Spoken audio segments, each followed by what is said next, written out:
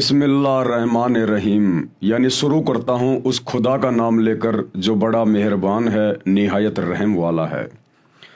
परंतु मुसलमान धर्म के भाई बहन तो जानते नहीं कि वो बड़ा मेहरबान निहायत रहम वाला अल्लाह कौन है, खुदा कौन है, सुप्रीम गॉड कौन है। ये जानकारी भी आज स्वयं उस रहमान अल्लाह ने स्वयं ही आकर देनी पड़ी, संत रूप में, दरवेश रूप में, सतगुरु रूप में। और ये पवित्र पुस्तक मुसलमान नहीं समझे ज्ञान कुरान, ये पवित्र आसमानी पुस्तक, इसको आसमानी पुस्तक इसलिए कहते हैं क्योंकि ये परमेश्वर के कर कमल से, अल्लाहु कबीर के कर कमल से लिखी गई है, जो वर्तमान में धरती पर सतगुरु रामपाल जी के रूप में स्वयं प्रकट हैं।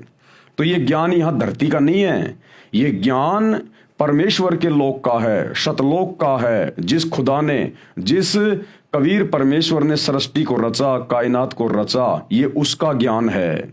इसलिए ये पवित्र आसमानी पुस्तक है, ओरिजिनल आसमानी पुस्तक। और ये बात 2028 के बाद पूरी दुनिया का मुसलमान समाज जो युग परिवर्तन 2028 के बाद जिंदा बचेगा वो अवश्य स्वीकार करेगा। इसलिए मुसलमान भाई बहनों को ये जानकारी भी वो अल्लाहु कबीर इबादत कबीरा खुद ही आकर देता है कि मैं तुम्हारा अल्लाह हूँ, परमात्मा हूँ, भगवान हूँ। और तुम यहाँ इस डुप्लीकेट अल्लाह को अल्लाह मान के, ये शैतान है, शैतान जो तुम्हें धोखा देके बैठा है। आज वर्तमान का पूरे विश्व का मुस्लिम समाज जिसे अपना खुदा मानता है, अल्लाह मानता है कि भाई उसने हज़रत मोहम्मद जी के ऊपर अपने फरिश्ते जब्राइल के माध्यम से या स्वयं जो कुरान शरीफ की आयतें नाजिल की थी वो हमारा खुदा है, अल्लाह है। नहीं, यही तो सबसे बड़ी भूल है। वो शैतान है, शैतान काल। ये पूरी हकीकत आपको उस समय समझ में आएगी जब आप सतगुरु रामपाल जी के प्रवचन सुनना शुरू करेंगे, उनके द्वारा बताई गई सृष्टि रचना को सुनेंगे, यूट्यूब पर उनके सत्संग देखेंगे और इस पुस्तक को अंत तक देख लेंगे। जितने भी वीडियो इसके ऊपर बनाए जा रहे हैं बिल्कुल क्लियर हो जाएगा, आप लोगों की शंकाओं का समाधान हो जाएगा, अंधेरा आंखों के आगे से हट जाएगा। परमेश्वर को लेकर, अल्लाहु कबीर को लेकर पूरा मुसलमान समाज इसी धोखे में है शैतान की प्रेरणा से कि अल्लाह तो धरती पे नहीं आता, अल्लाह मनुष्य शरीर में नहीं आता, अल्लाह खाता पीता नहीं है, अल्लाह तो बेचून है, अल्लाह दिखाई नहीं देता। अरे फिर वो अल्लाह ही क्या जो ना दिखाई देता, ना खाता, ना पीता, फिर वो है क्या, करता क्या? फिर वो जिसको किसी ने देखा ही नहीं, फिर ये दावा कैसे करते हो कि वो अल्लाह है? तो भैया अल्लाह साकार है, आप और हमारे जैसा है। अल्लाह ने हमें अपने रूप में बनाया है, बाइबल से आप जी प्रमाण देख चुके हैं। और सबसे बड़ी बात, वो अल्लाह जिसने पूरी कायनात को रचा वो आज धरती पर सतगुरु रामपाल जी के रूप में स्वयं ही प्रकट है। देर सवेर ये बात पूरे विश्व को स्वीकार करनी पड़ेगी, या तो प्यार प्रेम से युग परिवर्तन से पहले सतगुरु के सत्संग सुनकर, या फिर युग परिवर्तन के बाद शैतान की चोट खाकर।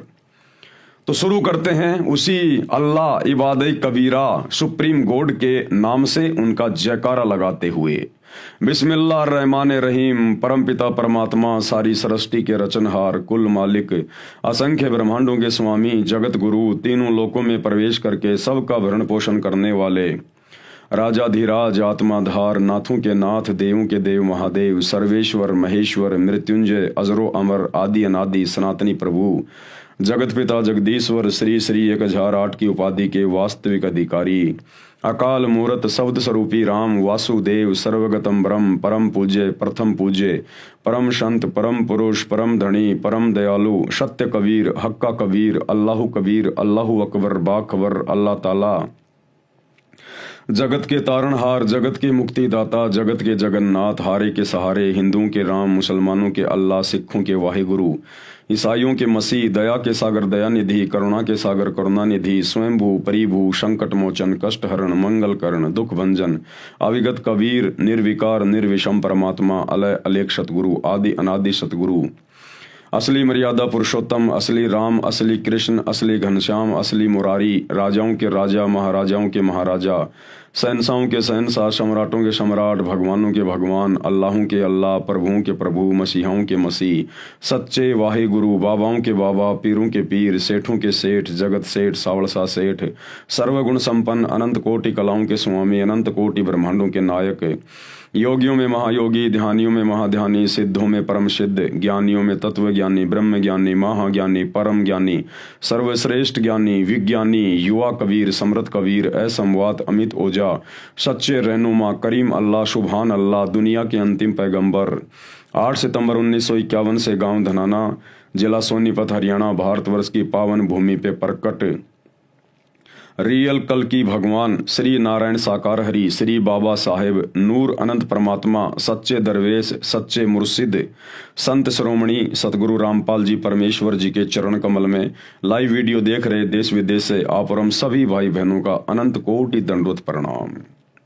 तो भाई और बहनों, ये पवित्र पुस्तक जो परम पूज्य परमेश्वर इबादई कबीरा सतगुरु रामपाल जी ने धरती पे प्रकट होकर लिखी है, पूरे विश्व के मुसलमान समाज के लिए, उनको सच्चे खुदा और सच्ची इबादत की जानकारी देने के लिए।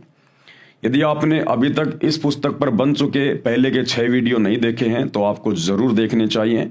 उनमें बहुत सारी ऐसी बातें हैं जो बातें आपके मुल्ला मौलवियों ने आपको कभी भी नहीं बताई होंगी। तो उन वीडियो को देखे बिना आप जी आगे की वीडियो नहीं समझ पाएंगे। तो आज के वीडियो में गुरुदेव भगवान हमें कुरान में आगे बढ़ाने से पहले कुछ एक महत्वपूर्ण बातों की जानकारी दे रहे हैं कि अल्लाह के विषय में मुसलमान धर्म के मुल्ला मौलवियों ने, मुफ्तियों ने आम मुस्लिम समाज को जिस प्रकार से तत्व ज्ञान के अभाव में, सच्चे खुदा, उसकी सच्ची इबादत की जानकारी के अभाव में जिस प्रकार आम मुस्लिम समाज को भ्रमित कर दिया गया है धर्म के ठेकेदारों के द्वारा, मुल्ला मौलवियों के द्वारा, कबीर परमेश्वर को लेकर, अल्लाह कबीर को लेकर, उसकी भक्ति को लेकर, आज उन सभी गलत धारणाओं का प्रमाणों के साथ में आप ही के धर्म की पवित्र पुस्तकें दिखा दिखा के, आयतें बता बता के खंडन किया जाएगा। और समझदार को संकेत ही काफी होता है। और जब तक शंकाओं का समाधान नहीं होगा तब तक आप भक्ति नहीं कर पाओगे। और सूक्ष्म वेद 5वें वेद में कहा गया है कि मां मुंडू उस संत की जिससे संशय ना जाए, कि धिक्कार है उस संत को, उस धर्म गुरु को जो समाज की शंकाओं का समाधान ना कर सके। कहते मां मुंडू उस संत की जिससे संशय ना जाए, काल खात है थोड़े बहुत, शंका सब जग को खाए।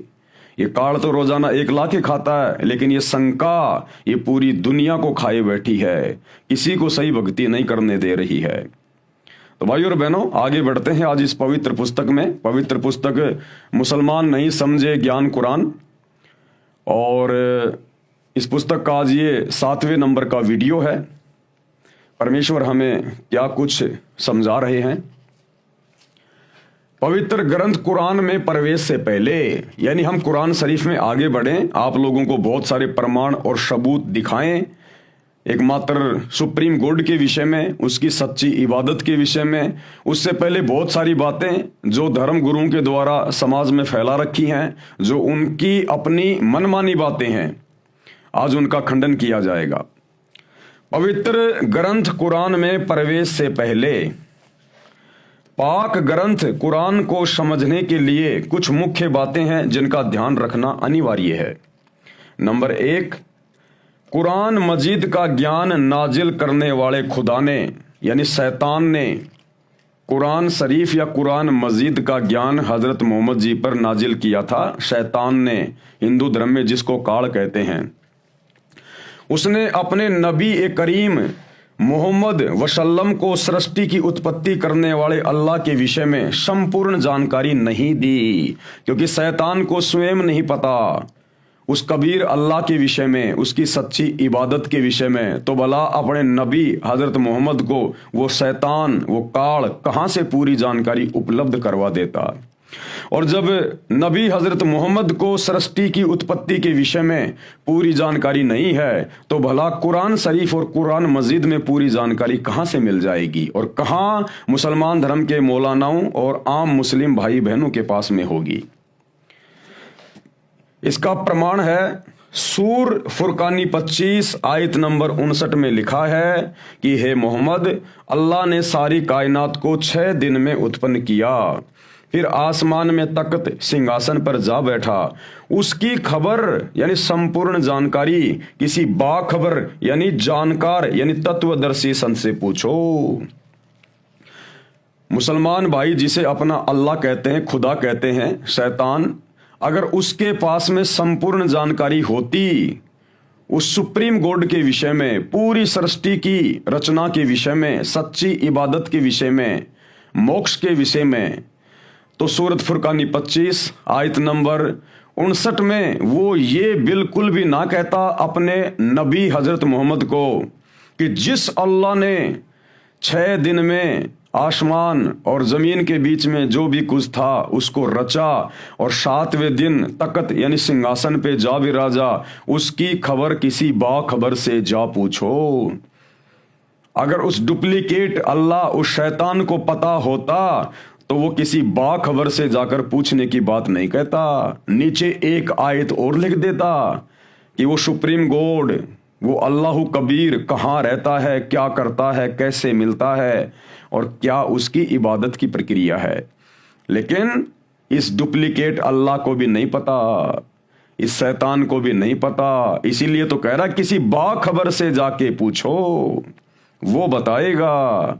इसका मतलब ना तो कंप्लीट ज्ञान मोक्ष का और कबीर परमेश्वर का, रियल खुदा का, ना तो हजरत मोहम्मद जी के पास है और ना ही कुरान शरीफ में, कुरान मस्जिद में है, और ना मुसलमान भाइयों के डुप्लीकेट अल्लाह के पास में है। फिर बेचारे आम मुस्लिम भाई बहनों के पास में ये ज्ञान कहां से आएगा। तो भाई और बहनों, वो बाखबर जिसके विषय में कहा जा रहा है कि उससे जाकर पूछो पूरी जानकारी अल्लाह के विषय में, उसकी सच्ची इबादत के विषय में, वो बाखबर वर्तमान में धरती पर सतगुरु रामपाल जी के रूप में प्रकट है। पूरे विश्व के मुसलमानों का सौभाग्य है अगर अपना आत्म कल्याण करवा सकते हैं तो। उसी बाखबर को गीता जी में तत्वदर्शी संत की संज्ञा दी गई है, अध्याय 4 श्लोक नंबर 34 में। ये वही खुदा है डुप्लीकेट जिसने गीता जी का भी ज्ञान दिया है। हिंदू धर्म में इसको काल कहते हैं। इसने अर्जुन से कहा श्री कृष्ण जी के शरीर में प्रेतवश प्रवेश करके गीता जी का ज्ञान बोलते समय कि अगर तुझे उस परम सनातन धाम की प्राप्ति करनी है जहां जाने के बाद भगत कभी लौटकर इस संसार में नहीं आता, जन्म और मरण में नहीं आता, उसके लिए तू किसी तत्वदर्शी संत की खोज कर। वो तत्वदर्शी संत तुझे बताएगा कि पूर्ण मोक्ष कैसे होगा। तो इस शैतान को, इस काल को कंप्लीट जानकारी नहीं है अध्यात्म के विषय में, पूर्ण परमात्मा के विषय में। नंबर 2, सूर अस-सूरा 42 आयत नंबर 1 और 2 में कोड वर्ड यानी जो मुक्ति के मंत्र हैं, जो मोक्ष के मंत्र हैं, जिनको जपने से मुक्ति होगी, चाहे हिंदू हो चाहे मुसलमान हो, पूरे विश्व का मानव जब तक उन 3 मंत्रों को प्राप्त नहीं करेगा जो मुसलमान धर्म की पवित्र पुस्तक में लिखे हुए हैं। कहां? सूर अस-सूरा 42 आयत नंबर 1 और 2 में, लेकिन वो कोड वर्ड में हैं, सांकेतिक शब्द हैं। उनका ज्ञान किसी मुसलमान को नहीं है। जो अहम है यानी बहुत ही महत्वपूर्ण है। आयत नंबर 1 में क्या लिखा है? हा मीम। इन 2 शब्दों का विश्व के किसी भी मुसलमान के पास कोई जवाब नहीं है। हा और मीम का मतलब क्या होता है यह भी सतगुरु रामपाल जी ने ही समझाया है, जो पिछले वीडियो में आप जी को बता दिया गया है। और ऐन सीन काफ ये है वो 3 मंत्र, लेकिन ये कोड वर्ड में है, ये सांकेतिक हैं। ऐन सीन काफ ये जपने के मंत्र नहीं है। सतगुरु रामपाल जी बताएंगे कि ऐन क्या मंत्र है, इसके पर्दे के पीछे कौन सा कोड वर्ड है, सीन क्या है और काफ क्या है। वो 3 मंत्र क्या हैं जिनके जपने से पूर्ण मुक्ति होगी, मोक्ष होगा, जन्म मरण का रोग समाप्त होगा, नरक में जाने से बच सकते हो, 84 में गधे कुत्ते सूअर बनने से बच सकते हो। यही 3 मंत्र गीता जी अध्याय 17 श्लोक नंबर 23 में लिखे हुए हैं। ओम तत् सत, क्योंकि दोनों ग्रंथों का ज्ञान देने वाला डुप्लीकेट अल्लाह वही है, शैतान। तो ना हिंदुओं को पता कि ओम तत्सत का क्या मतलब है, और ना विश्व के किसी मुसलमान और मौलानाओं को पता कि ऐन सीन काफ क्या है। और मुसलमान धर्म के अनुवादकों ने तो यहां तक लिख दिया कि इन आयतों का अर्थ तो अल्लाह ही जानता है।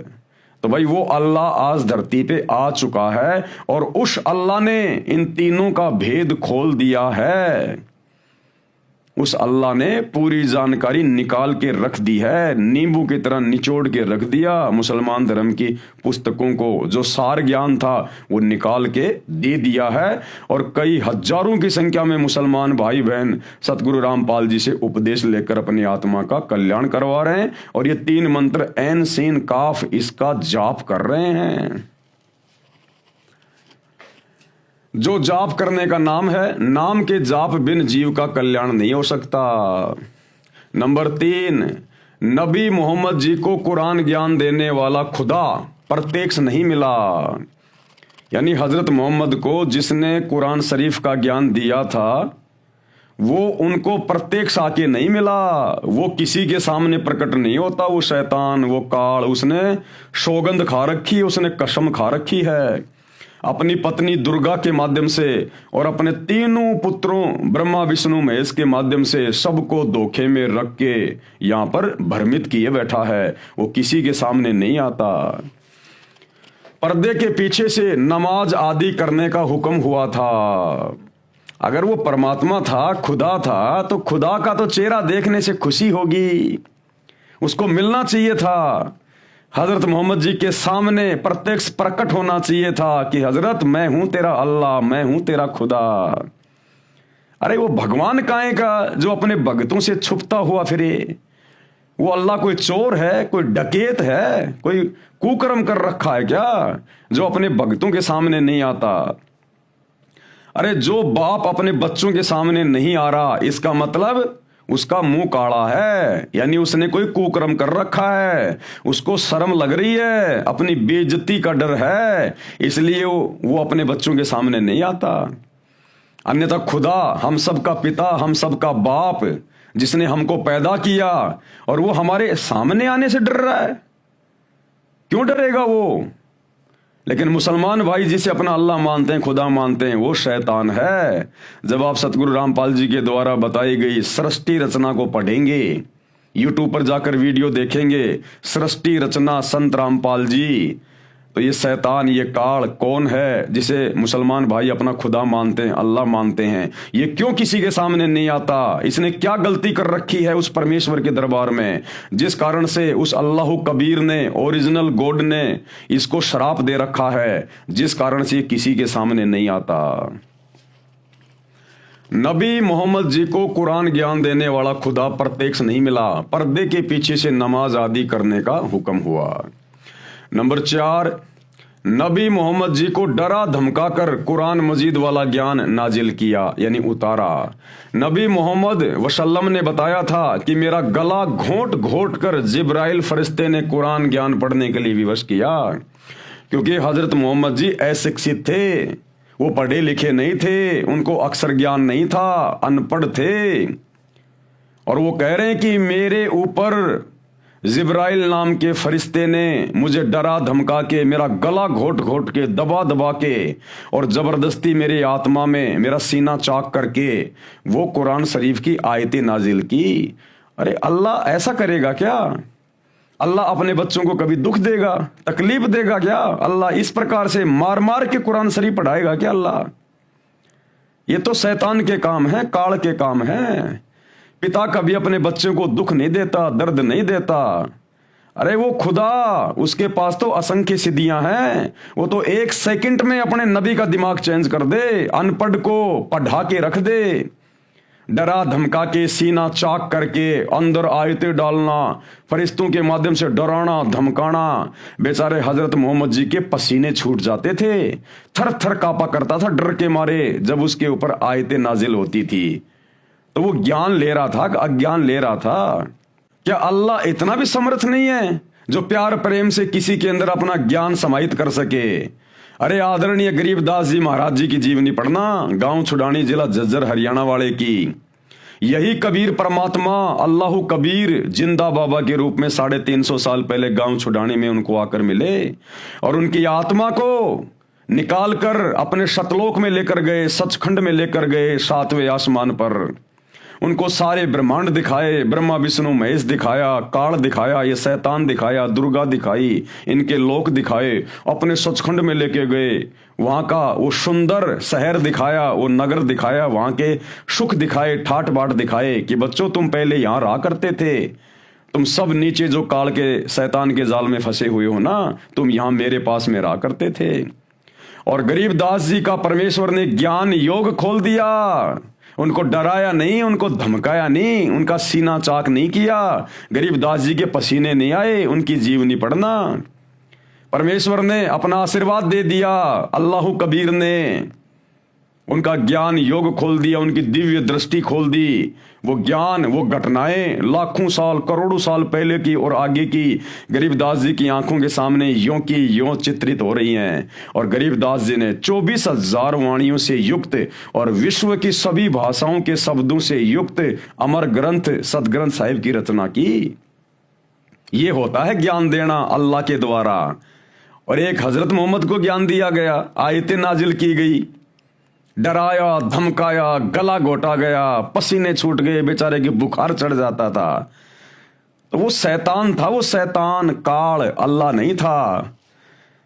आप लोगों को विश्वास के लिए कहीं किसी के मन में शंका ना रह जाए कि भाई सतगुरु रामपाल जी अपनी पुस्तक में यूं ही लिख रहे हैं हमको भ्रमित करने के लिए, क्योंकि चाहे हिंदू हो चाहे मुसलमान हो, ये मुल्ला मौलवी किसी को सच्चाई बताते नहीं तो फिर इनका धार्मिक धंधा खत्म हो जाएगा, इनकी रोजी रोटी पे संकट आ जाएगा। और आम मुस्लिम, आम हिंदू बेचारा इन ग्रंथों को कभी पढ़ता नहीं, कभी सच्चाई से वो परिचित नहीं हुआ। तो भाइयों और बहनों, सच्चाई अब खुदा आके बता रहा स्वयं धरती पे, सतगुरु रामपाल जी। और अपनी आंखों से देख लो, ये जीवनी हजरत मोहम्मद जी की है सल्लल्लाहु अलैहि वसल्लम। ये सतगुरु रामपाल जी ने नहीं लिखी है, ये सैकड़ों वर्षों से आप मुसलमान भाई लिख रहे हैं, आप लोग इसको पढ़ रहे हैं। और किसने लिखी है देख लो, मोहम्मद इनायतुल्लाह शुबानी इसके लेखक हैं।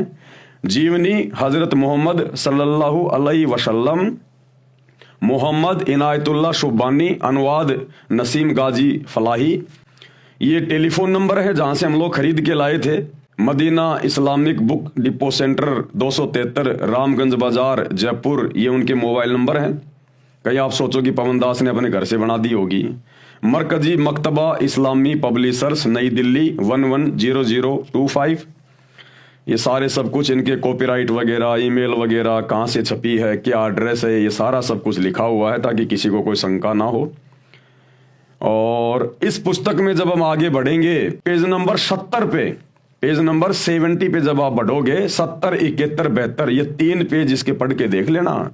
जिस समय हजरत मोहम्मद जी के ऊपर शैतान के द्वारा, उस डुप्लीकेट अल्लाह के द्वारा आयतें नाजिल की गई थी जब्राइल फरिश्ते के माध्यम से, तो क्या हालत हो गई थी बेचारे की, हजरत मोहम्मद की। मन में तरह तरह के विचार गूंजने लगते, आपको अपने बारे में शक होने लगता, कहीं मैं मानसिक रोगी तो नहीं। बेचारी की ये हालत हो गई थी, डर के मारे हजरत मोहम्मद सोच रहा है कि कहीं मैं पागल तो नहीं हो गया, कहीं मैं मानसिक रोगी तो नहीं हो गया। अरे भगवान, अगर खुदा अगर किसी को मिलेगा और अपना ज्ञान देगा, आयतें उतारेगा, तो ऐसी हालत हुआ करती है क्या भगत की, जैसी बेचारे हजरत मोहम्मद की हो गई। इतना मानसिक संतुलन खो बैठा, डिस्टर्ब हो गया पागलों की तरह।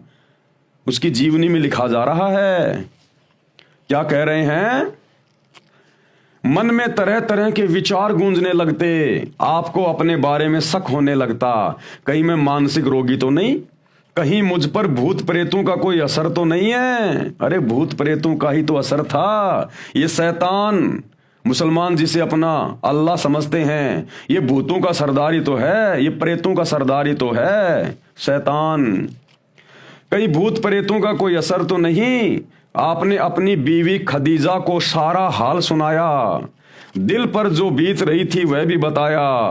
खदीजा ने सारी बातें ध्यान से सुनी, फिर आपको ढारस बधाई, आपको हिम्मत दी। और क्या बोली?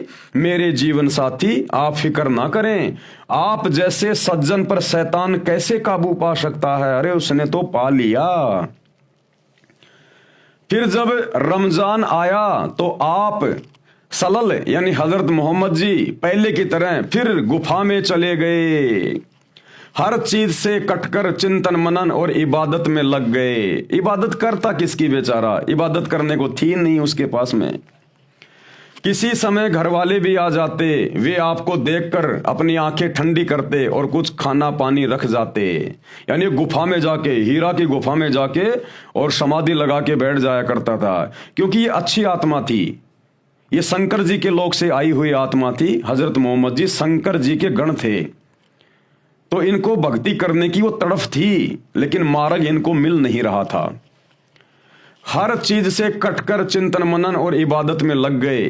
किसी समय घर वाले भी आ जाते, वे आपको देखकर अपनी आंखें ठंडी करते और कुछ खाना पानी रख जाते। बेचारे घर वाले आ जाते और देख जाते कि हाँ भाई भगत जी ठीक ठाक बैठे हैं, कोई दिक्कत ताकत नहीं है इनको फिलहाल, तो घर वाले भी थोड़ा सब्र करते।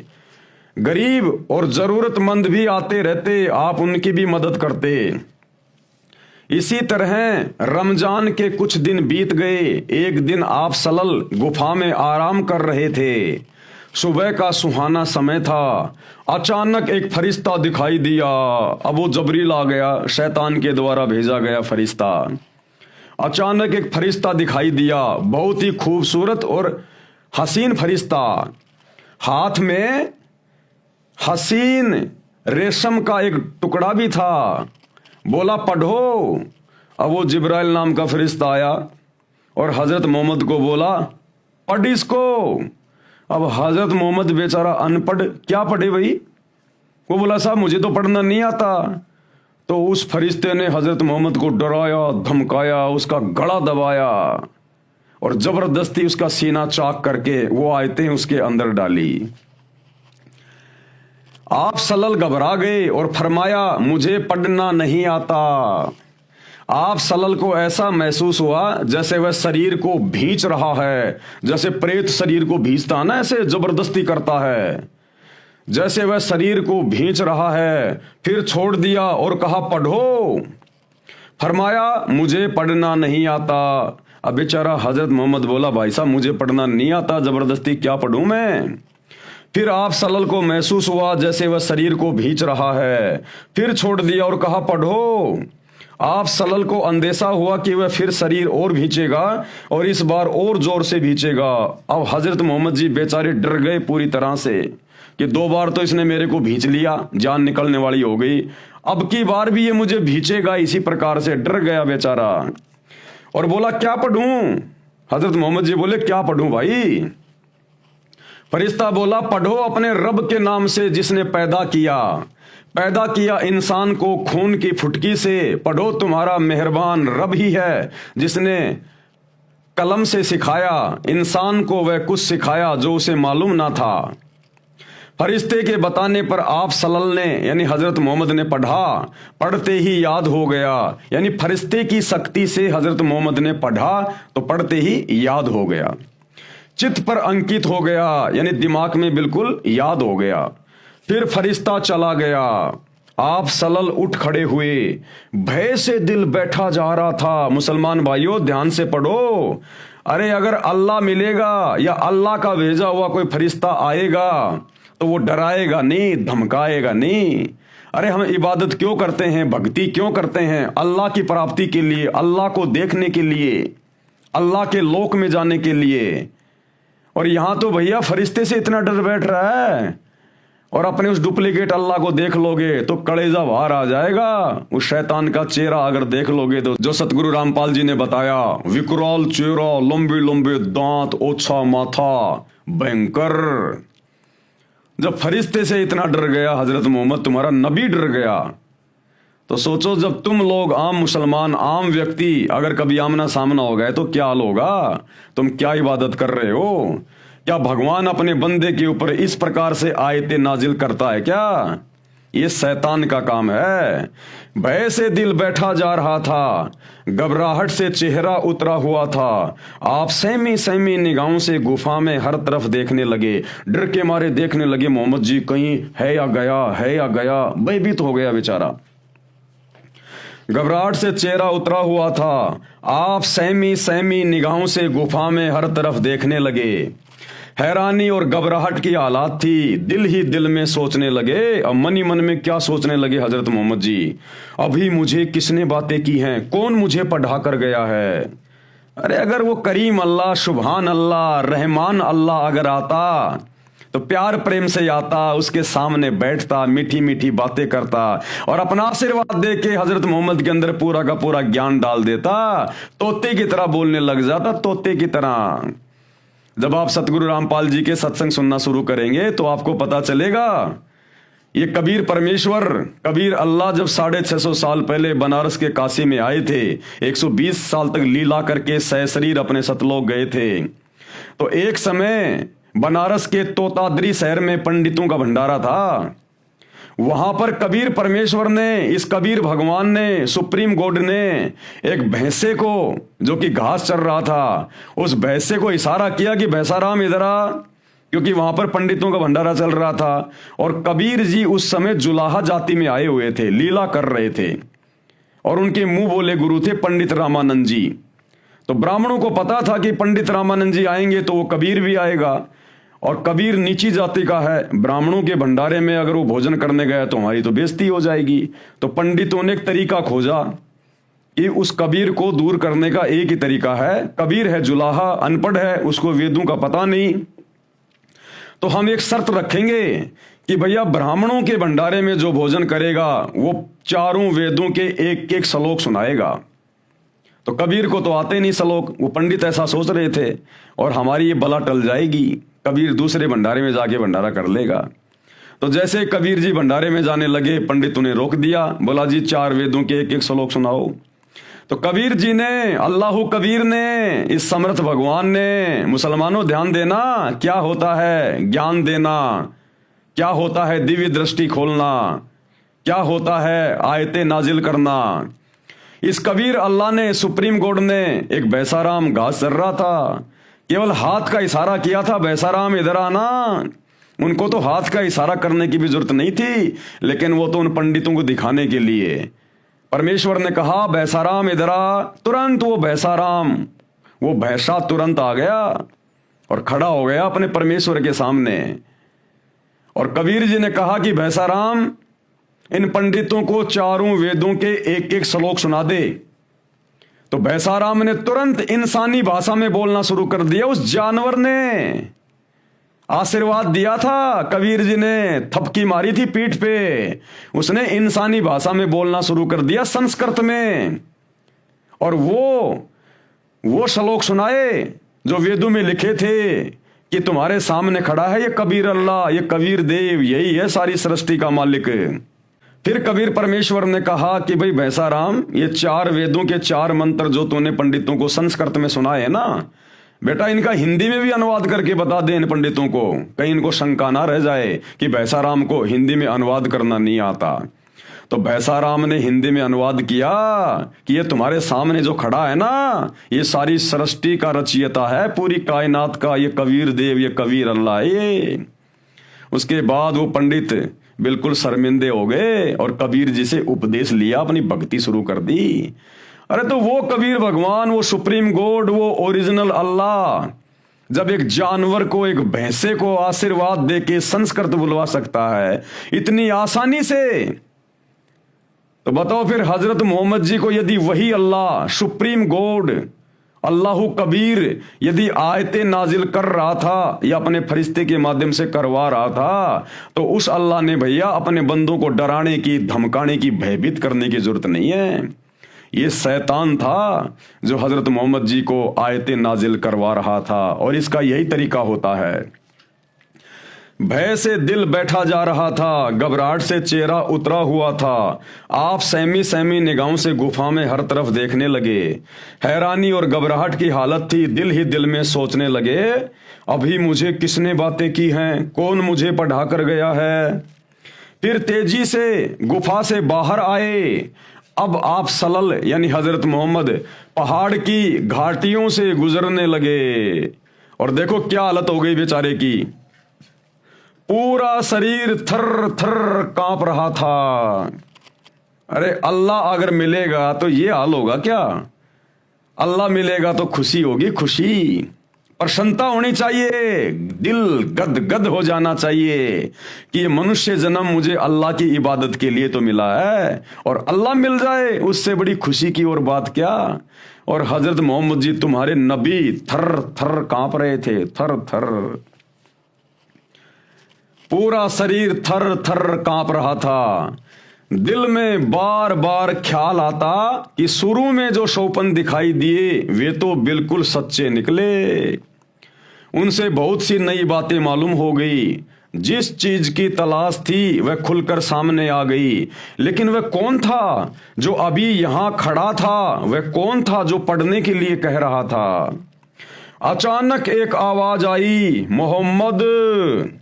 वो फरिश्ता फिर से बोला, शैतान फिर से बोला, मोहम्मद। आप सलल चौंक पड़े, घबरा कर सिर ऊपर उठाया, देखा तो वही फरिश्ता आदमी की सूरत में खड़ा था।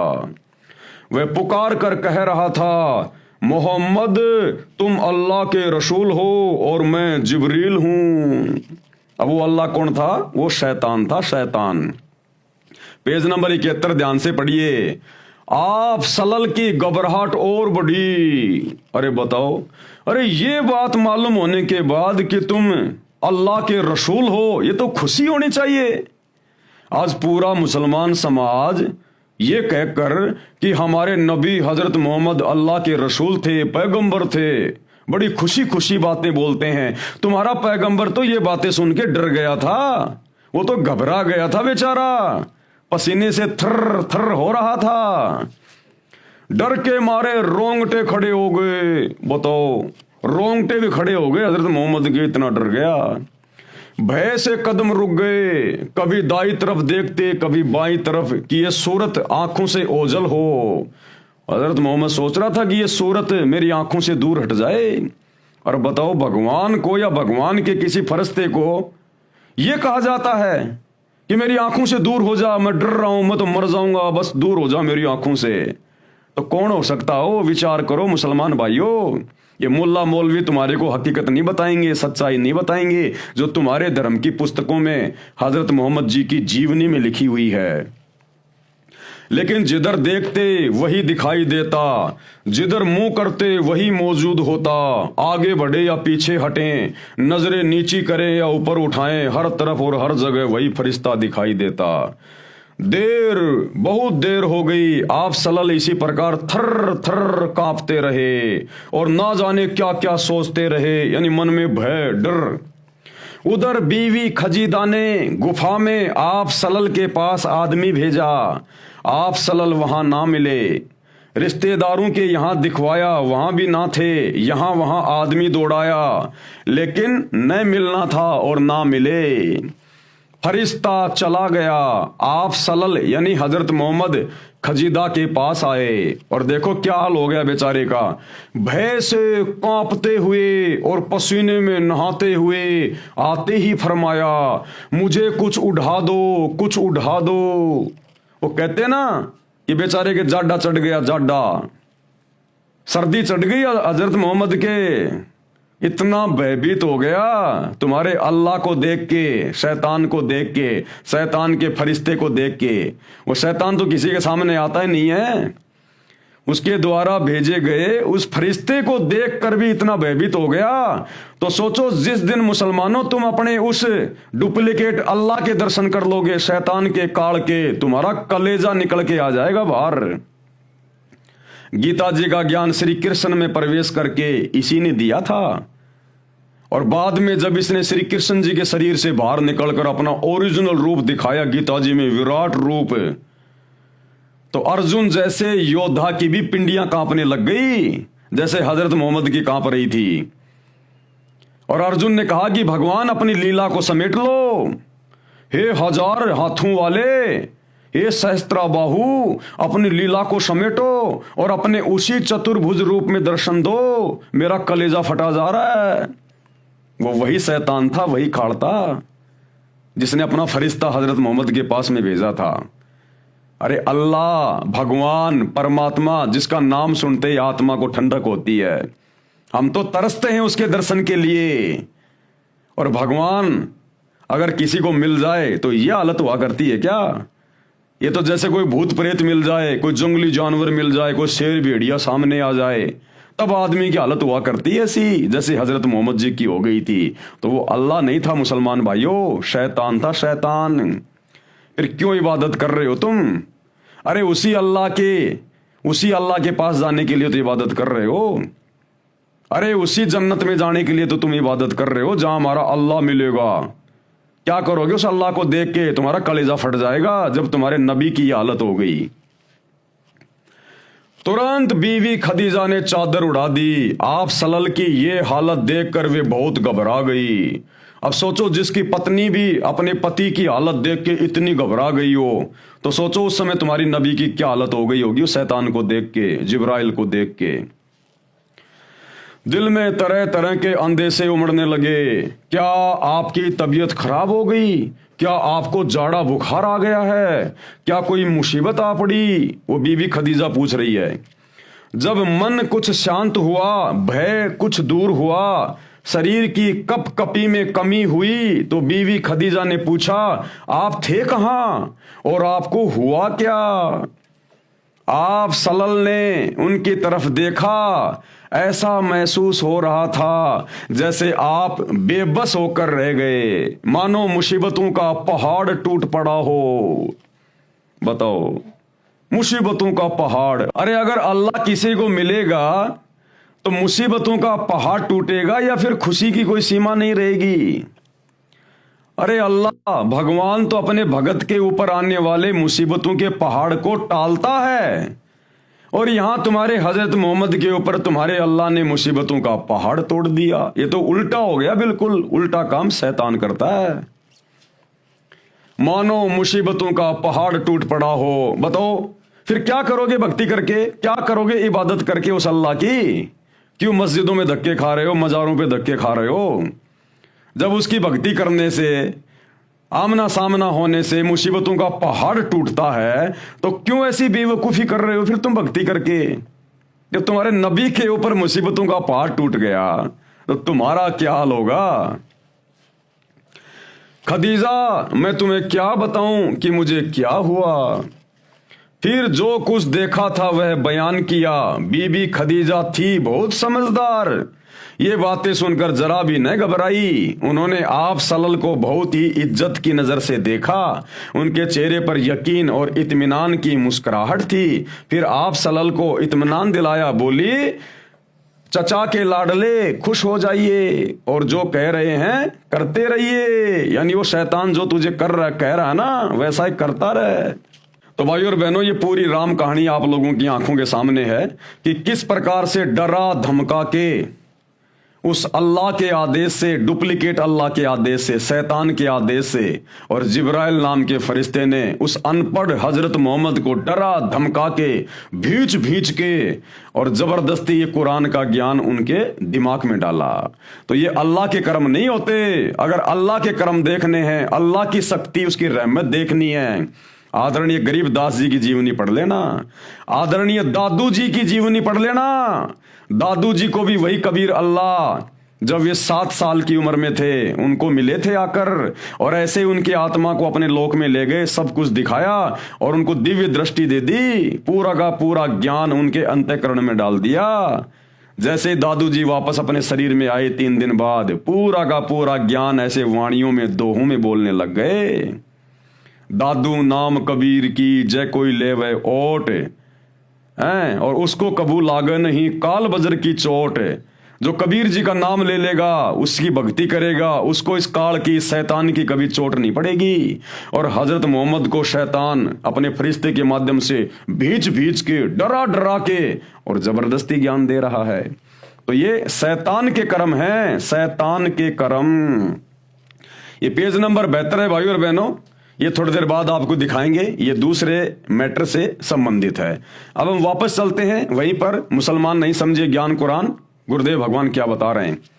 नबी मोहम्मद जी को डरा धमकाकर कुरान मजीद वाला ज्ञान नाजिल किया, यानी उतारा गया। नबी मोहम्मद वसल्लम ने बताया कि मेरा गला घोंट घोंट कर जिब्राइल फरिश्ते ने कुरान का ज्ञान पढ़ने के लिए विवश किया। अभी आपने जीवनी हजरत मोहम्मद से अपनी आंखों से देख लिया। तीसरी बार जब गला भींचा तो लगा कि मेरी जान निकल जाएगी। एक प्रकार की वह यानी संदेश जब आती थी तो उसमें नबी जी को बहुत कष्ट होता था। जब एक आयत आती थी, एक संदेशा आता था, तो कहते हैं हजरत मोहम्मद को बड़ा कष्ट होता था, जबरदस्ती उसके अंदर डाला जाता था। यह शैतान के कर्म है। यह वह जब आती थी वह यानी संदेशा, तो घंटियां बजती सुनाई देती थी। नबी जी ने बताया कि मुझे बहुत कष्ट होता था। नंबर 6, नबी मोहम्मद जी की शेष मेराज सत्य है जो इस प्रकार है। पवित्र कुरान मजीद का अमृत ज्ञान पाक आत्मा हजरत मोहम्मद जी को मिला। हजरत मोहम्मद जी थे तो कुरान का ज्ञान हमारे बीच में है, इसलिए नबी मोहम्मद जी का अनुभव कुरान मजीद से कम महत्व नहीं रखता। अल्लाह के रसूल मोहम्मद जी की जीवनी में एक अनमोल प्रसंग है जो इस प्रकार है। जीवनी हजरत मोहम्मद में एक और प्रसंग बता रहे हैं गुरुदेव भगवान। एक सुबह नबी मोहम्मद जी ने अपने साथियों को आप बीती बताई और कहा कि आज रात्रि में जिब्राइल फरिश्ता आया, मेरे सीना चाक करके खोल करके पवित्र वस्तु डाली और फिर वैसा ही कर दिया। फिर मुझे एक बुराक नामक खच्चर जैसे जानवर पर बैठाकर आकाश में उड़ा ले गया।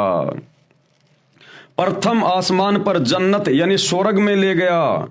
वहां एक आदमी जन्नत तथा जहन्नुम के बीच में बैठा था। फिर क्या देखा हजरत मोहम्मद ने? वहां एक आदमी नरक और स्वर्ग यानी जन्नत और जहन्नुम के बीच में बैठा हुआ था और कभी बाईं तरफ देख के रोता था तो कभी दाईं तरफ देख के खुश हो रहा था। जब हजरत मोहम्मद ने उस जिब्राइल से पूछा कि ये व्यक्ति कौन है, ये बाईं तरफ देख रहा है नरक की तरफ, जहन्नुम की तरफ, तो ये रोता है, दुखी हो रहा है, और दाईं तरफ जब ये जन्नत की तरफ देख रहा है, स्वर्ग की तरफ देख रहा है, तो ये खुश हो रहा है। तो जिब्राइल ने कहा, ये तुम इंसानों का बाप हजरत आदम है। हजरत आदम इधर बाईं तरफ जहन्नुम में इसकी वो संतान है जो इसकी बात नहीं माना करती थी, भक्ति नहीं किया करती थी। तो जब उनको नरक में पड़ा हुआ देख रहा है, दुख उठाते हुए देख रहा है, चीखते चिल्लाते देखता है, तो ये रो रहा है, दुखी हो रहा है। और इधर राइट साइड में दाईं तरफ जन्नत में, स्वर्ग में अपनी अच्छी आत्माओं को देखता है जो सुख भोग रही हैं, तो ये खुश होता है। तो किसको देखा वहां पर? हजरत आदम को। यानी भाइयों और बहनों, अल्लाह कबीर ये पुस्तक लिख के सारी बातें बता रहे हैं और तुम्हारे ही पवित्र ग्रंथों में से पूरी सच्चाई बता रहे हैं। मुसलमान भाई बहन अपने मुल्ला मौलवियों के कहने से जिस अज्ञान को अपने जहन में बैठा के घूम रहे हैं ना कि भैया कयामत के दिन सभी आत्माओं को जो इन कब्रों में दबाए हुए हैं, इन सब को बाहर निकाला जाएगा और जिसने जैसे भी अच्छे और बुरे कर्म किए हैं उस आधार से फिर उनको जहन्नुम में या जन्नत में भेजा जाएगा। अरे अभी तो कयामत आई भी नहीं और तुम्हारे हजरत आदम ऊपर बैठे, वो कब निकल के चले गए कब्र से? अभी तो कयामत आई भी नहीं भाई, फिर वो कैसे चले गए ऊपर?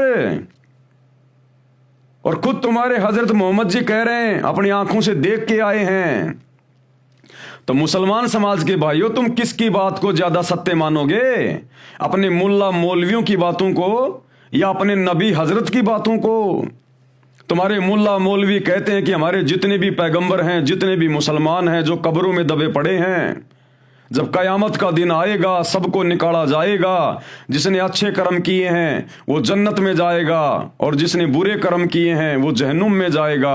उधर बाई तरफ जहन्नुम में, नरक में हजरत आदम की बद संतान दुख भोग रही है, नरक में पड़ी हुई है। और दाई साइड में, राइट साइड में, जन्नत में उसकी अच्छी संतानें सुख भोग रही हैं। तो तुम्हारा तो बाबा आदम भी कब्र से बाहर निकलकर ऊपर बैठा है, अभी कयामत तो आई नहीं, कैसे चला गया? और बाबा आदम की अच्छी संतानें और बुरी संतानें वो भी ऊपर बैठी हुई हैं, वो कब निकल के चली गई कब्रों से? अभी कयामत का तो दिन आया ही नहीं।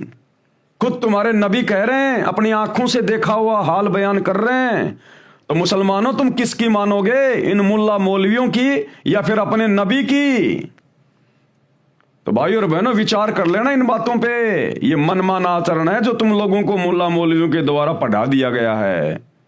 परमात्मा धरती पे आए हुए हैं संत रामपाल जी के रूप में, बेड़ा पार करवा लो, कुछ भी लेना देना नहीं है। क्या कह रहे हैं ध्यान से पढ़ लीजिएगा। प्रथम आसमान पर जन्नत यानी स्वर्ग में ले गया। वहां एक आदमी जन्नत तथा जहन्नुम के बीच में बैठा था। जन्नत स्वर्ग की ओर मुख करता था तो खिलखिलाकर हंसता था, तब जहन्नुम नरक की ओर देखता था तो फूट फूट कर रोने लगता था। मैंने यानी नबी मोहम्मद जी ने जिब्राइल फरिश्ते से पूछा कि हे जिब्राइल, ये आदमी कौन है तथा ये दाईं ओर मुख करता है तो खिलखिलाकर हंसता है तथा बाईं ओर देखता है तो रोने लगता है, कारण क्या है? जिब्राइल फरिश्ते ने बताया कि ये सब आदमियों का पिता आदम जी है। भाई और बहनों क्या बताया? ये सब इंसानों का पिता आदम जी है।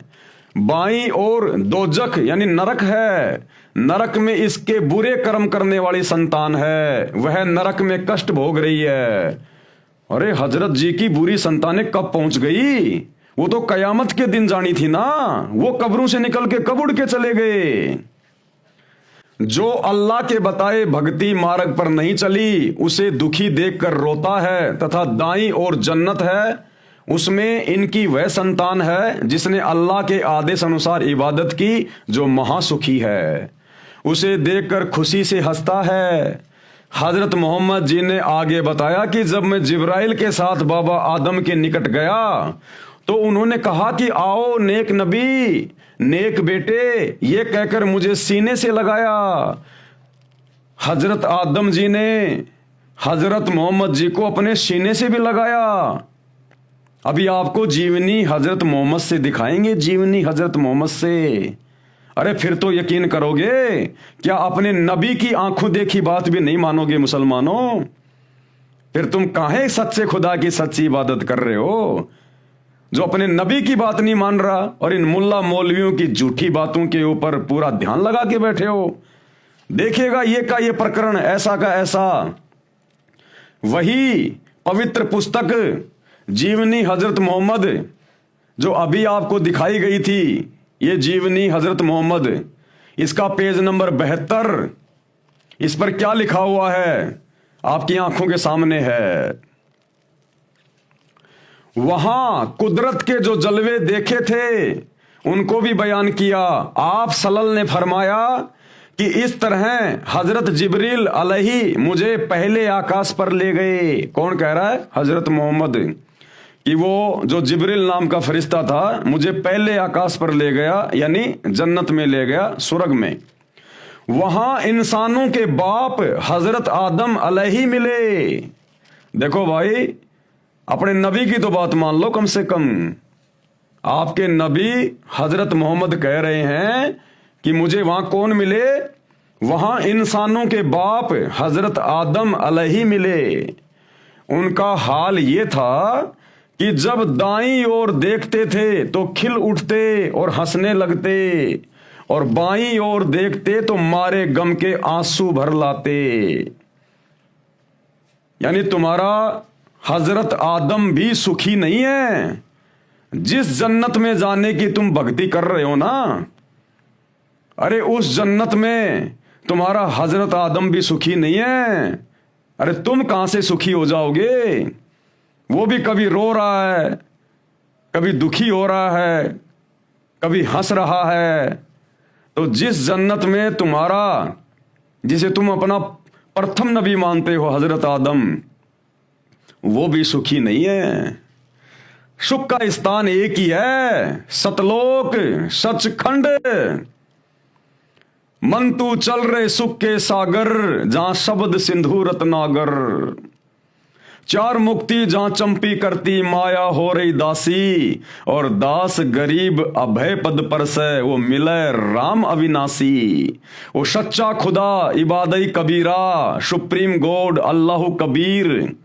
कहते हैं उसके सतलोक में, उसके सचखंड में वो परम सुख है। इस शैतान के लोक में चाहे जन्नत में जाओ चाहे कहीं भी जाओ, सुख नाम की चीज नहीं है।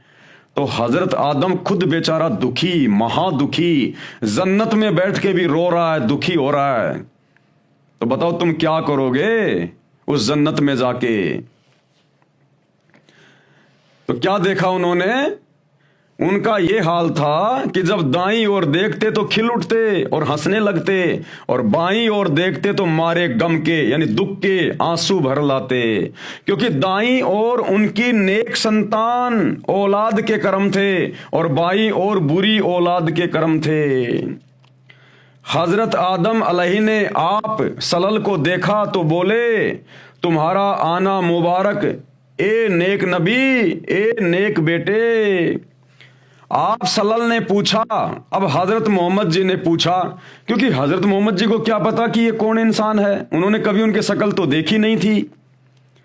तो जिब्राइल नाम के फरिश्ते ने उस आदमी को रोते हुए, कभी हंसते हुए, और जब उसने हजरत मोहम्मद को कहा कि ए नेक नबी, ए नेक बेटे, तेरा आना मुबारक हो, तो हजरत मोहम्मद ने देखा ये मेरा कौन रिश्तेदार है भाई, मैं इसको जानता ना पहचानता। तो जिब्राइल से पूछा, जो नबी को नीचे से ऊपर लेकर गया था। क्या पूछा हजरत मोहम्मद ने? आप सल्लल्लाहु ने पूछा, जिब्रील ये कौन है? उन्होंने जवाब दिया, ये आदम अलैहि है, सारे इंसानों के बाप। ये भैया तुम्हारा बाबा आदम है। फिर जिब्रील अलैहि आप सलल को दूसरे आकाश पर ले गए, फिर तीसरे पर इस तरह आगे बढ़ते गए। आप सलल जिस नबी के पास से गुजरते, ये मनमोहक शब्द कानों में गूंजते। आगे और बहुत सारी जानकारी है, आपको मैटर के अनुसार समझाएंगे। अभी केवल आपको इतना ही समझाना था कि हजरत आदम जिनको जन्नत में बैठा हुआ खुद आपके नबी हजरत मोहम्मद ने देखा, तो बताओ भैया कौन से दिन चुपके से निकल के चला गया? अरे वो तो कयामत के बाद में जाना था ना। तुम्हारा नियम बता रहे हो तुम मुसलमान भाई कि जब कयामत हो जाएगी उसके बाद इन कब्रों में जितने भी मुसलमान लोग सो रहे हैं, गड़े हुए हैं, इन सबको बाहर निकाला जाएगा, और जिसने अच्छे कर्म किए हैं वो जन्नत में ले जाया जाएगा, जिसने बुरे कर्म किए हैं वो जहन्नुम में ठोका जाएगा। ठीक है भैया, जिसने अच्छे कर्म किए वो तो चला गया जन्नत में तुम्हारे अनुसार, जिस मुसलमान ने बुरे कर्म किए वो चला गया नरक में, जहन्नुम में। अब मुझे ये बताओ, जो मुसलमान पागल है, मेंटली डिस्टर्ब है, ना उसको अच्छे कर्मों का पता ना उसको बुरे कर्मों का पता, अरे वो कहां जाएगा? अरे वो मुसलमान कहां जाएगा जिसको ना अच्छे कर्मों का पता ना जिसको बुरे कर्मों का पता? तो कोई मुल्ला मौलवी इन बातों का जवाब नहीं दे पाता। और वो मुसलमान कहां जाएंगे भाई जो मां के पेट में ही मर गए, गर्भ में। अरे औरतों के बच्चे पेट में खराब हो जाते हैं ना, तो वो मुसलमान कहां जाएंगे जो मां के गर्भ में ही मर गए? बताओ वो जन्नत में जाएंगे या जहन्नुम में जाएंगे? वो छोटे छोटे बच्चे जो कोई 4 साल का होके मरा है, कोई 10 साल का होके मरा है, जिसको ना अच्छे कर्मों का पता था ना जिसको बुरे कर्मों का पता था, वो बच्चे कहां जाएंगे फिर, जहन्नुम में या जन्नत में? तो इन बातों का किसी मुसलमान मुल्ला मौलवी के पास में कोई जवाब नहीं होता। तो भाई और बहनों, ये तुम्हारे ऊपर आशीर्वाद बरस रहा है अल्लाह कबीर का, सतगुरु रामपाल जी भगवान का। अगर इस शैतान के षड्यंत्र से बाहर निकल सकते हो तो मुसलमान भाइयों निकल जाना, एक गोल्डन चांस है। अल्लाह किसे कहते हैं, एक बार सतगुरु रामपाल जी से उपदेश लेके पहले उनका ज्ञान समझो, सत्संग सुनो घर बैठे मोबाइल पर, और फिर एक बार उनसे उपदेश लेकर भक्ति करके देखो, तुम्हारे को वो अकल्पनीय सुख मिलेंगे जिन सुखों की कल्पना कभी हजरत आदम ने भी की थी लेकिन मिले नहीं। हजरत मोहम्मद को भी वो सुख नहीं मिले, वो ऐसो आराम नहीं मिला, वो शांति नहीं मिली तुम्हारे नबी को भी, जो तुम यहां सतगुरु रामपाल जी की भक्ति करके उठा सकते हो, क्योंकि ये सुप्रीम गॉड है, इबादत ही कबीरा धरती पे प्रकट है। हजरत मोहम्मद जी ने आगे बताया कि जब मैं जिब्राइल के साथ बाबा आदम के निकट गया तो उन्होंने कहा कि आओ नेक नबी, नेक बेटे, ये कहकर मुझे सीने से लगाया। अभी आपने उनकी जीवनी में भी देख लिया और कौम की उन्नति करने का आशीर्वाद दिया। फिर जिब्राइल फरिश्ता मुझे आगे जन्नत में ऐसे स्थान पर दूसरे आसमान पर ले गया जहां पर नबियों की जमात बैठी थी। अब लो जी, तुम्हारे सारे नबी तो ऊपर बैठे हैं। अरे भैया, ये सारे नबियों की जमात बैठी हुई थी वहां पर, हजरत मोहम्मद जी ने अपनी आंखों से देखा। अरे भाई, अभी कयामत तो आई नहीं, वो दिन तो आया नहीं, फिर ये नबियों की जमात यानी ये नबियों की भीड़, नबियों की मंडली जो हजरत मोहम्मद जी ने वहां पर अपनी आंखों से देखी, अरे वो कब कब्रों से निकल के चली गई। मुसलमान भाइयों, आप लोगों को मूर्ख बनाया जा रहा है शैतान के द्वारा। ये मुल्ला मौलवी सब शैतान के प्रभाव में है। सच्चे खुदा की सच्ची इबादत कर लो, सतगुरु रामपाल जी की, नहीं तो बहुत बुरी बनेगी आने वाले समय में।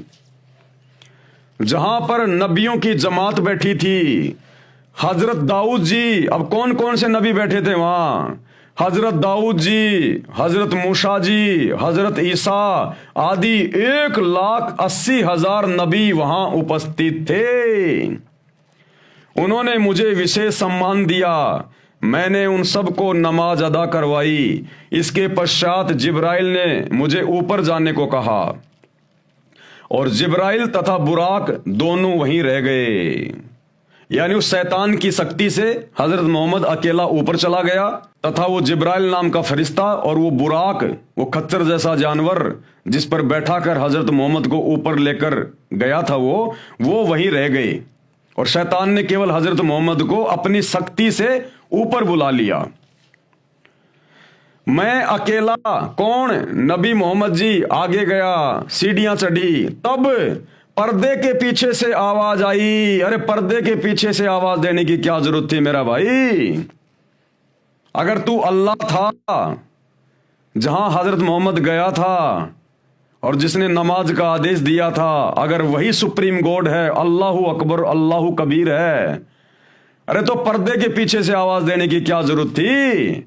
सामने आके बोलता ना, सामने आता, अपने नबी से मिलता, अपने नबी को प्यार करता, प्रेम करता, बढ़िया बढ़िया खाना खिलाता, और जो भी कोई देनी थी, नमाज, बंग, रोजा, जो भी कोई ज्ञान देना था, अपने नबी को देता।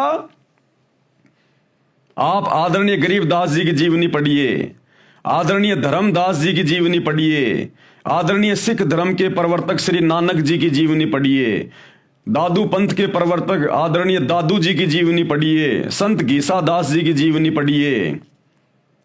इन सभी को परमात्मा अपने सतलोक में लेकर गया, धरती पर आकर संत रूप में, और सतलोक में उनको वहां सिंहासन पर बैठा हुआ दिखाया अपने आप को, आमने सामने, बीच में कोई पर्दा नहीं, तेजोमय शरीर, नर रूप, चमचमाता चेहरा, नूरी शरीर, एक रोमकूप में यानी एक बाल में 1 करोड़ चंद्रमा, 1 करोड़ सूरज, इससे भी ज्यादा रोशनी, मनमोहक रोशनी। उस अल्लाह ने, कबीर अल्लाह ने अपने दीदार दिए वहां, अपने ओरिजिनल रूप की दीदार सतलोक में सभी आत्माओं को, और उनको प्यार दिया, उनको प्रेम दिया। सभी की आत्माएं अपने अल्लाह को देख के गदगद हो गई। तो हजरत मोहम्मद को अपनी शक्ति से फिर जिसने ऊपर लिया ना, और जो पर्दे के पीछे से आवाज लगा रहा है, वो शैतान है, शैतान काल।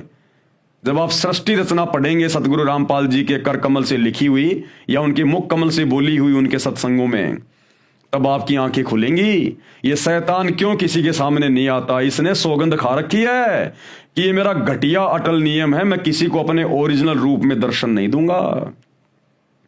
आदमी का कलेजा फट जाएगा अगर इसका चेहरा देख लेगा तो। इसलिए पर्दे के पीछे से आवाज लगाई। अरे आवाज लगाई तो कोई इंसान ही तो होगा। गधे की आवाज में थोड़ी बोला था, हाथी की आवाज में थोड़ी बोला था। हजरत मोहम्मद केवल इंसानों की तो भाषा समझता था, गधे की भाषा थोड़ी समझता था। तो हजरत मोहम्मद को जो आवाज दी पर्दे के पीछे से, वो इंसान की तो आवाज थी। तो इंसान जैसा है ना वो, लेकिन वो सामने नहीं आता। उसका घटिया अटल नियम है, गीता जी में साफ साफ लिखा हुआ है। मैं अकेला यानी नबी मोहम्मद जी आगे गया, सीढ़ियां चढ़ी, तब पर्दे के पीछे से आवाज आई कि 50 नमाज प्रतिदिन करो तथा अपने अनुयायी से करवाओ, रोजा रखो यानी व्रत करो, अजान यानी बंग लगाओ, जाओ। मैं वापस आ गया। अब ये आदेश लेके हजरत मोहम्मद जी वापस आ गए। जिस स्थान पर सब नबियों की मंडली बैठी थी, मुझे देखकर मूसा जी आए। देखो तुम्हारे हजरत मूसा जी भी मिले हजरत मोहम्मद को, अपनी जीवनी में साफ साफ लिख रहे हैं। हजरत मूसा जी भी आए। अरे मूसा जी कब अपनी कब्र फोड़ के चले गए भाई? कयामत का दिन तो आया नहीं मुसलमानों, सवाल करो। जीवनी हजरत मोहम्मद को पढ़ के अपने मुल्ला मौलवियों से, जो तुम्हारे को शैतान के मुंह में ठोक रहे हैं उल्टी साधना करवा के, सवाल करो अपने मुल्ला मौलवियों से कि ये नबियों की जमात कौन से दिन पहुंच गई ऊपर? अभी तो कयामत का दिन आया ही नहीं। और अगर ये मुल्ला मौलवी तुम्हें भ्रमित करें कि नबी कभी भी जा सकता है, नबी कभी भी आ सकता है, नबियों के ऊपर कोई रोक टोक नहीं है, तो ठीक है भैया, चलो तुम्हारी बात बड़ी कर देते हैं कि नबियों के ऊपर कोई रोक टोक नहीं है। लेकिन वो हजरत आदम की वो बुरी संतानें, वो तो नबी नहीं थे, जो नरक में पड़े हुए थे, जहन्नुम में पड़े हुए थे। बाईं तरफ हजरत आदम उनको देख देख के रो रहा था कि इन नालायकों ने भक्ति क्यों नहीं करी, मेरी बातें क्यों नहीं मानी, ये नरक में कष्ट भोग रहे हैं। तो हजरत आदम की जो बुरी संतानें थी, जो नरक में दुख भोग रही थी, कष्ट भोग रही थी, अरे वो तो नबी नहीं थे, फिर वो कैसे पहुंच गए नरक में, जहन्नुम में? तो ये मुल्ला मौलवियों का पाखंड अब नहीं चलेगा। परमात्मा धरती पे आ गया, अल्लाह कबीर संत रामपाल जी के रूप में, सारे पत्ते खोल के रख दिए। अब जिसने अपना आत्म कल्याण कराना होगा वो तो भैया उनके सत्संग सुन के उनकी शरण में आ जाएगा। और बाकी जिसने शैतान का भोजन ही बनना है, गधा कुत्ता शोर बन के घूमना है, वो भैया करते रहो अपनी साधना। मैं वापस आ गया। जिस स्थान पर सब नबी मंडली बैठी थी, मुझे देखकर मूसा जी आए और पूछा कि अल्लाह ने क्या हुक्म फरमाया। मैंने हजरत मोहम्मद जी ने बताया कि मुझे तथा मेरी कौम को 50 समय नमाज करने का आदेश दिया है, तथा रोजा यानी व्रत तथा अजान यानी बंग लगाने को भी कहा है। तब मूसा जी ने कहा कि प्रतिदिन 50 वक्त नमाज कौम नहीं कर पाएगी, कि भैया दिन में 50 बार कौन नमाज करेगा? फिर खाएंगे क्या, कमाएंगे क्या, काम धंधा क्या करेंगे? वापस जाओ, थोड़ी बहुत कम करवा के लेके आओ, कुछ कम करवाओ, वापस जाओ, अर्ज करो। करते कराते अंत में 5 वक्त नमाज का हुक्म मिला कि भैया दिन में 5 बार तो करनी पड़ेगी। रोजा तथा अजान भी करना फरमाया, जो वर्तमान में किया जा रहा है। नबी मोहम्मद जी ने फिर बताया कि फिर जन्नत के नज़ारे दिखाने के लिए मुझे जिब्राइल फरिश्ता जन्नत में कई स्थानों पर ले गया, यानी स्वर्ग में घुमाने के लिए लेके गया। वहां की शोभा अनोखी है, यानी इस पृथ्वी लोक से वहां ज्यादा सुख है। अनेकों नेक आत्माएं वहां निवास करती हैं। फिर जिब्राइल ने मुझे बुराक पर बैठाकर वापस जमीन पर छोड़ दिया। तब ये सत्य घटना बताई। जन्नत व जहन्नुम में जो कुछ वर्तमान में है उसके चश्मदीद गवाह यानी आई विटनेस नबी मोहम्मद जी हैं। यानी सतगुरु रामपाल जी परमेश्वर समझा रहे हैं कि मुसलमान भाइयों, तुम्हारी आंखों के सामने है उस जन्नत में, उस स्वर्ग में हजरत मोहम्मद जी ने अपनी आंखों से क्या क्या देखा। सारे नबियों को देखा, नबियों की जमात को देखा। हजरत आदम से मिले, नबियों से मिले, हजरत मूसा से मिले, हजरत दाऊद से मिले, हजरत ईसा से मिले, और हजरत आदम की नेक संतानें भी वहां पर अपना कर्म भोग रही थी। मौलवी साहिबान तर्क देते हैं। अब ये मुल्ला मौलवी क्या बोलते हैं, भगत समाज को भ्रमित करने की दृष्टि से, अपने आधे अधूरे ज्ञान के आधार से मुल्ला मौलवी तर्क देते हैं कि बाबा आदम बाईं ओर बद संतान के कर्म देखकर रो रहे थे, दाईं ओर नेक संतान के कर्म देखकर हंस रहे थे। तो सतगुरु रामपाल जी कह रहे हैं कि उनकी संतान तो कब्रों में है। अरे मुल्ला मौलवियों, तुम्हारे अनुसार उनके संतानें तो अभी कब्रों में पड़ी हुई है। वो तो जब क़यामत का दिन आएगा कभी खरबों वर्षों बाद में, तब जाएंगी ऊपर। तो वहां कैसे पहुंच गई जिनको हजरत मोहम्मद जी अपनी आंखों से देख के आए हैं। ये जन्म और मरण का चक्कर, ये शैतान का अटल नियम है यहाँ का।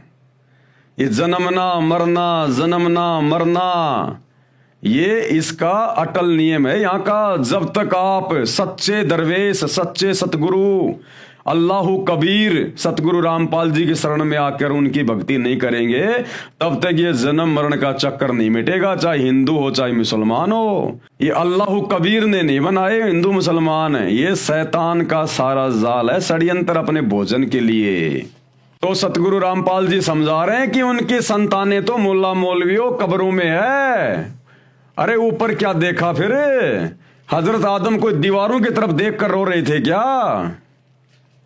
लेखक का वितरक यह है, लेखक यानी अल्लाहु कबीर सतगुरु रामपाल जी ये समझाना चाहते हैं कि आपके नियम के अनुसार तो हजरत आदम जी से हजरत ईसा जी तक को भी कब्रों में रहना चाहिए था। जो नबी मोहम्मद जी ने ऊपर जन्नत में देखे और बातें भी की, उनको नमाज भी पढ़ाई।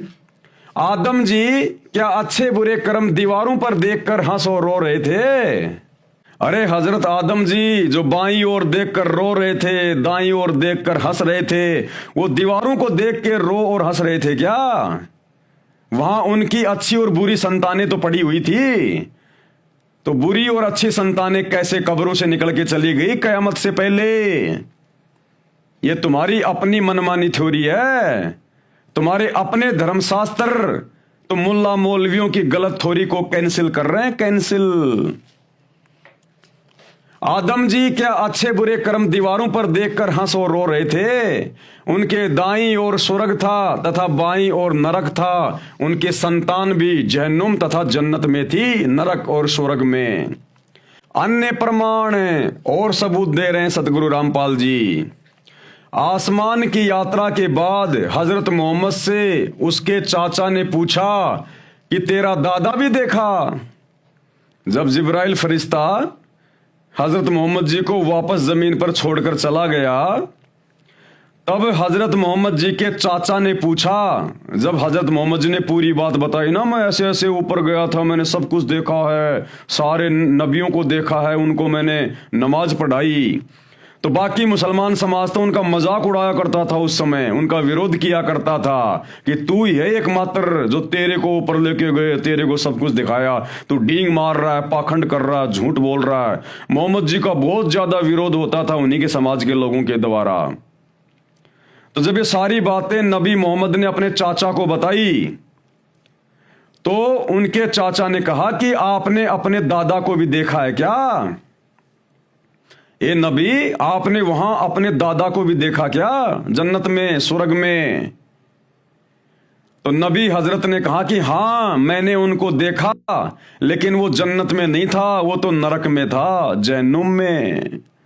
अब ये सच्चाई सुनकर हजरत मोहम्मद का चाचा उनका विरोधी हो गया, उनका दुश्मन हो गया। आसमान की यात्रा के बाद हजरत मोहम्मद से उसके चाचा ने पूछा कि तेरा दादा भी देखा? वह जन्नत में है या जहन्नुम में? मोहम्मद जी ने कहा जहन्नुम यानी नरक में देखा। ये सुनकर उनका चाचा मोहम्मद जी से बहुत नाराज हो गया और बोला, तू मेरे पिताजी को जहन्नुम में बता रहा है, झूठा है। नबी जी ने कहा कि मैंने जो देखा वही बताया है। मोहम्मद का चाचा पूरा विरोधी बन गया था। सच्चाई वही है जो ऊपर बताई है कि बाबा आदम की अच्छी बुरी संतान नरक और स्वर्ग में देखी। मुसलमान भाइयों, मौका है, अल्लाह कबीर धरती पर सतगुरु रामपाल जी के रूप में है। तुम मुसलमान धर्म के भाई बहनों को इन स्वार्थी मुल्ला मौलवियों ने अपने सवारत के लिए और अपने धर्म की इन पुस्तकों को अच्छे से ना समझ पाने के कारण तुम सब लोगों को अज्ञान में बैठा रखा है, अंधकार में। अपनी आत्मा का कल्याण करवा लो। कल को यदि ये शरीर छूट गए ना, जो परमात्मा ने केवल सच्ची इबादत के लिए दिया है, ये मुल्ला मौलवी तुम्हारे कोई काम नहीं आएंगे।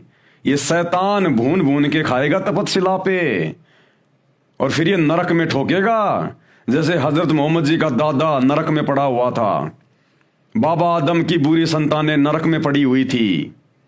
ये नरक में ठोकेगा और फिर 84 लाख योनियों में गधा, कुत्ता, सुअर, बकरा, मुर्गा बनाएगा। जो तुमने मांस मिट्टी खाई है उतने जानवर तुमको बनने पड़ेंगे, अपने गले कटवाने पड़ेंगे। जब तक सच्चे सतगुरु की शरण में आकर सत भक्ति नहीं करेंगे, कुरान शरीफ के वो 3 मंत्र ऐन सीन काफ जो सूर असूरा 42 आयत नंबर 1 और 2 में लिखे हुए हैं, जो वर्तमान में केवल सतगुरु रामपाल जी के पास हैं, यानी कोड वर्ड में उनके वास्तविक मंत्र क्या हैं, उन मंत्रों को जपने से मुक्ति होगी। अन्यथा जहन्नुम में जाओगे। जहन्नुम में कर्म भोगने पड़ेंगे सारे के सारे। ना तुम्हें खुदा का पता, ना तुम्हें खुदा की सच्ची इबादत का पता। पूरे विश्व का मुसलमान समाज भ्रमित है। और कल आप लोगों को दिखा दिया गया था जीवनी हजरत मोहम्मद से कि 63 साल की उम्र में तुम्हारे नबी ए हजरत की किस प्रकार दुर्गति से मौत हुई। अरे अगर तुम्हारा नबी सच्चे खुदा की इबादत कर रहा था तो 63 साल की उम्र में ऐसे दुर्गति से मौत नहीं होनी चाहिए थी।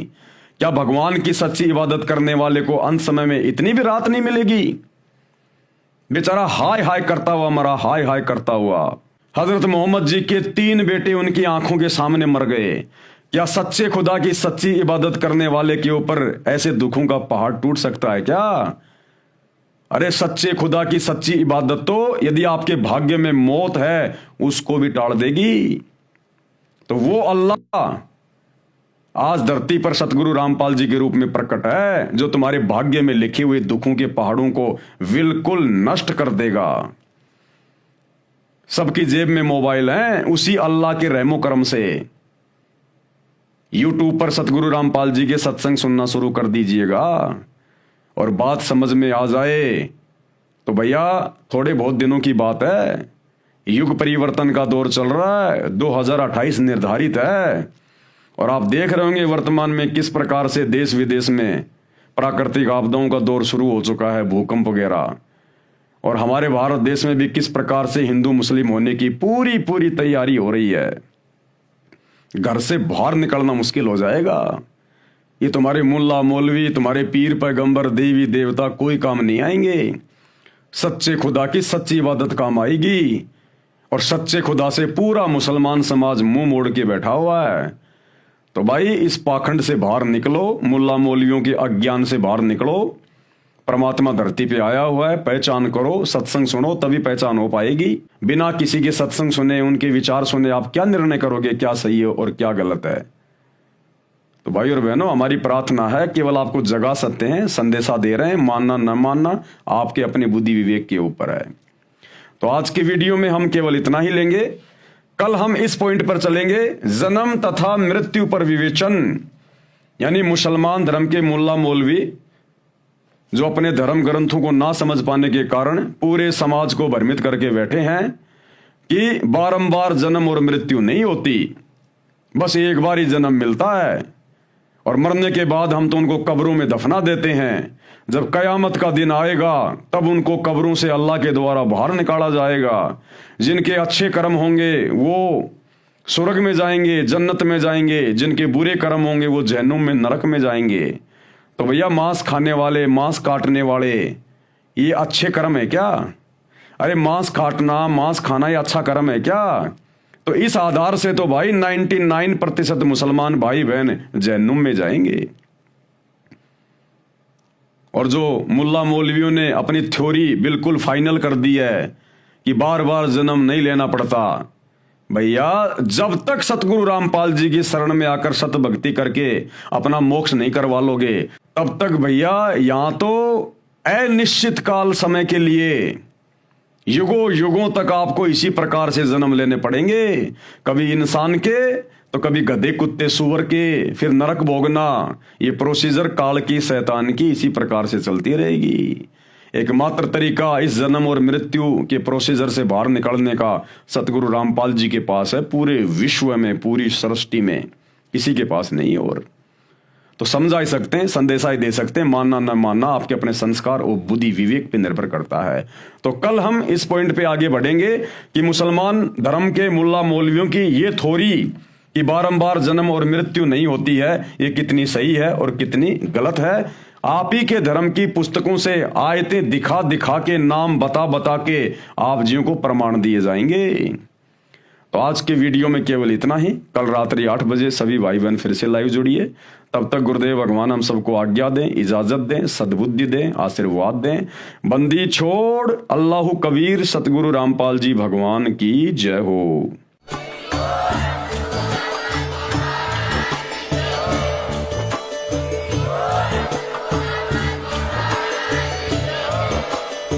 भाई जो गुरु बचन पे डट गे,